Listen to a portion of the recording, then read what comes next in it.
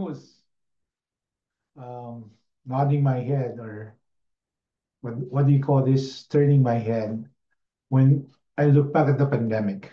Started March 2020, lasted the whole of 2021 and 2022, and 2023 was we're coming back to normal. So a full 2.5, 3 years. And there were many stories that happened, some good, some bad, some we've forgotten. But there's this one story about Patreng. Patreng was a 26-year-old lady. She lived in Maginhawa Street, which is near Quezon City, near everything in Luzon. And she had this idea to start a community pantry. She noticed that because of the pandemic, many people lost their jobs, lost their income, and had difficulty getting even the basic food they need for their table. So Patreng, Anna Patricia Non, put out a small bamboo cart outside her home and put a sign, magbigay ayon sa kakayahan, give give as you can, and kumuha ayon sa pangangailangan. Take what you need. Give what you can, take what you need. And she started it off with about 800 pesos worth of canned goods and fruits and vegetables, and she placed what she can.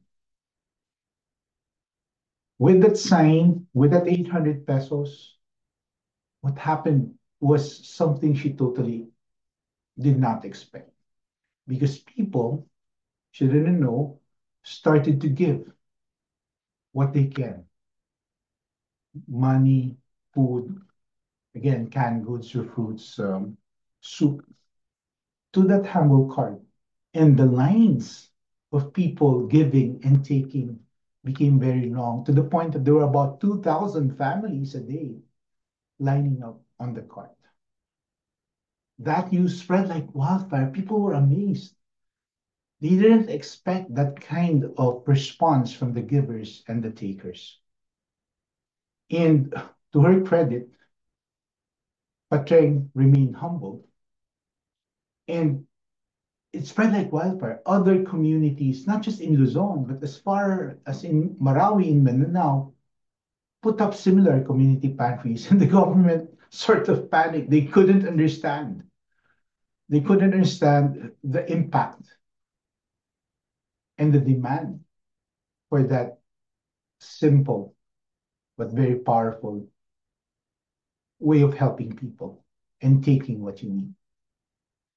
To Patreng's credit, she continued it, and until today, 3 years after that, the concept of a community pantry has adjusted to the post-pandemic, and she is able to continue to help with what she can give and what others are willing to give.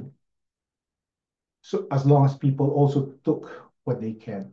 Now, the question is, were there people who were taking more than what they needed? Certainly. Were there people giving as much as they can? Of course not.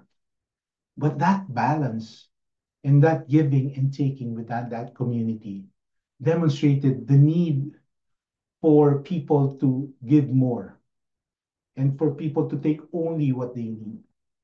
Now, this is a good starting point for our distinction between giving and taking. But hats off to Patreng for starting what has been called the Maginhawa Community Pantry.